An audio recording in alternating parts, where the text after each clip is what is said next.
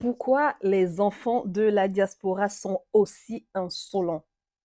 Quoique grandissant avec des parents africains qui ont des valeurs de respect, même si ils grandissent dans une société occidentale.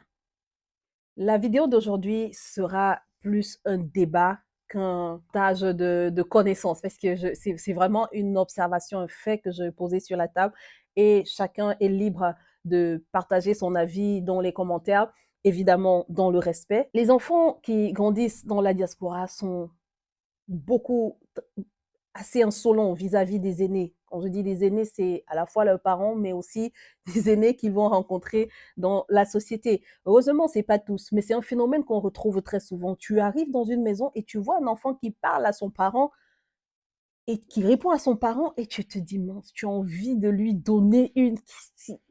Parce que au pays, c'est vrai qu'on dorme souvent les enfants à tort et à travers, donc on frappe souvent les enfants n'importe comment. Mais en Occident, c'est plutôt l'extrême aussi du laisser aller. Parce qu'au pays, même si tu manques de respect, en Afrique, tu manques de respect à un adulte, même le voisin qui est celui qui le passant dans la rue peut te corriger parce que c'est des choses qui ne sont pas acceptées. Mais tu arrives dans une maison dans la diaspora, tu vois un enfant, un adolescent, un adulte qui parle à son parent et tu te dis, mais qu'est-ce qui n'a pas marché? Il y a ce côté insolence, il y a le côté aussi individualiste. Et tous les deux, ce sont des phénomènes qu'on retrouve dans la diaspora. Parfois, c'est des enfants qui sont super individualistes. Parfois, c'est des enfants qui sont super... C'est ce que j'ai remarqué, c'est que la société dans laquelle ces enfants grandissent encourage, entre guillemets, l'insolence des enfants vis-à-vis des parents parce que les parents n'ont pas le droit de corriger les enfants comme ils le souhaiteraient. Et ça fait qu'ils ont un peu les mains liées et les enfants donc prennent le dessus. Il y a le fait que si un enfant est giflé, par exemple, à la maison, est frappé, parce que son parent veut le corriger, s'il va se plaindre à l'école peut après informer les services sociaux et puis on peut venir prendre l'enfant à la maison de ses parents comme ça. Donc ce genre de phénomène encourage les enfants à avoir la grosse tête. On est d'accord. Mais il n'y a pas que la société, il y a aussi le rôle des parents. J'ai observé, j'ai vu qu'il y avait beaucoup de parents en tout cas et on se demande pourquoi, parce qu'eux, ils ont grandi dans un contexte différent. Peut-être que c'est tellement le désir de vouloir faire différemment qui les pousse à rentrer finalement dans un laisser-aller où les enfants sont comme des petits dieux. On appelle ça en Allemagne les enfants rois. Les enfants rois, c'est-à-dire ils ont droit à tout, on ne leur dit pas non. Voilà, tout ce qu'ils veulent, on doit leur donner. Quand on leur dit non, ils pleurent, ils crient et tout ça. Et finalement, on leur donne. Donc, c'est un peu des enfants rois à qui on n'a pas, entre guillemets, le droit de dire non et qui finissent, quand ils sont petits, ça paraît juste anodin. Mais quand ils grandissent, les choses, la situation se renverse. Ces enfants rois deviennent des enfants, des adultes rois sur leurs parents, sur les adultes en réalité, sur leurs aînés, j'ai envie de dire. Donc il y a ce phénomène d'insolence, mais je disais qu'il y a aussi le phénomène d'individualisme. Et ça, vraiment, c'est... Personnellement, je suis très mal à l'aise avec ça quand je fais face à ces enfants-là. C'est des personnes qui sont en mode c'est ma chose, c'est pour moi. C'est-à-dire, ils n'ont même rien payé. Hein. Ils n'ont rien, ils savent même pas c'est quoi l'argent, comment travailler l'argent. Mais telle chose, c'est pour moi. Par exemple, tu vas arriver chez eux pour loger, par exemple, pour 2 nuits. Et puis, ils vont te dire que non, dans ma chambre, on n'a pas dans ma chambre, je dors pas avec les gens. Tu vois, ou bien, il y a, même leurs parents, parfois, ont du mal à rentrer dans leur chambre. C'est-à-dire, ils parlent des choses comme si, ils vont parler de leur chambre, comme s'ils payaient le loyer avec les parents. Il y a cet individualisme-là de, je n'ai pas besoin de quelqu'un d'autre. Si j'ai mes parents et mes frères et sœurs, ça me suffit. Donc, mais c'est la société qui est comme ça. C'est la société qui favorise cela. Leur famille, très souvent, ces personnes, leur famille, ça va être mon père, ma mère, mes frères, mes sœurs, et puis voilà ma famille. Le reste, ok, c'est aussi ma famille, voilà, c'est cool si on est ensemble, mais en réalité, voilà, j'ai pas vraiment d'attache à eux. En réalité, ma famille, c'est mon petit cocon là.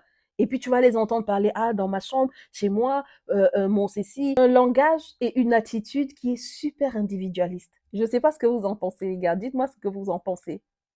Est-ce que vous avez observé aussi ce genre d'attitude? Si oui, à quoi est-ce que c'est dû?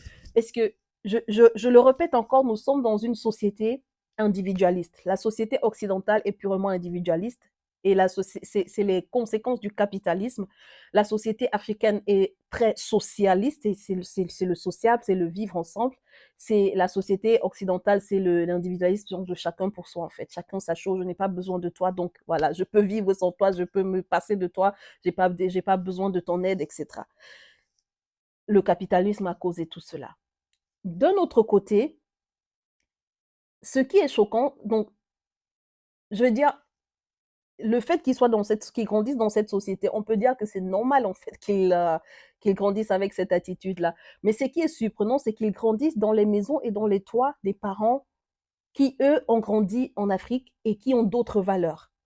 Mais sur lesquelles ces enfants, finalement, on a l'impression que les valeurs occidentales finissent par dominer sur eux plus que les valeurs africaines. À votre avis, à quoi est-ce que c'est dû?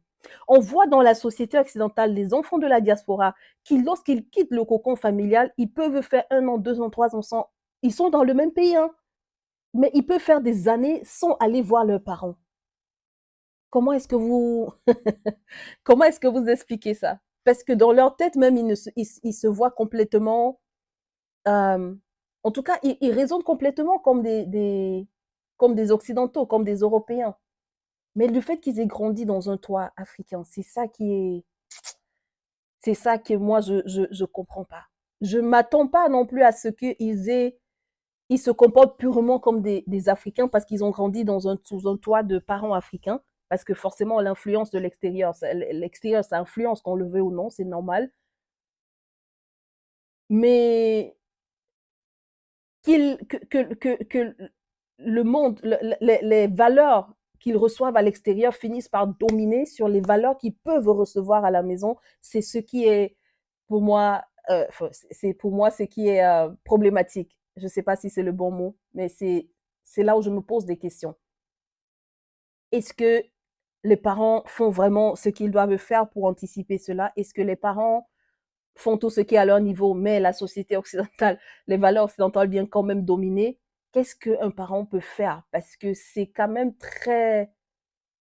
Même pour un parent, c'est dérangeant. Si tu vas en Afrique avec ton enfant, et puis ton enfant est tellement insolent, en fait, toute la famille va se dire, mais ça, c'est quel enfant que tu as éduqué, en fait? Ou bien si ton enfant est tellement individualiste, mais il va être au pays, et puis on va lui dire, ah, voici une assiette de riz, voilà des plats, tu vas manger avec tes frères. Il va dire, non, moi, je partage pas. Moi, je partage pas ma chambre, je partage pas mon lit, je partage pas. Ok, dites-moi ce que vous en pensez, les gars. Parlons des enfants de la diaspora qui grandissent en Occident avec certaines valeurs. À très bientôt. C'était Carole, entrepreneur et accompagnatrice de vie. Je vous dis à très bientôt pour une prochaine vidéo. Et si vous n'avez pas encore si vous n'êtes pas encore abonné, merci de vous abonner pour nous encourager à produire du contenu. À très bientôt. Ciao, ciao.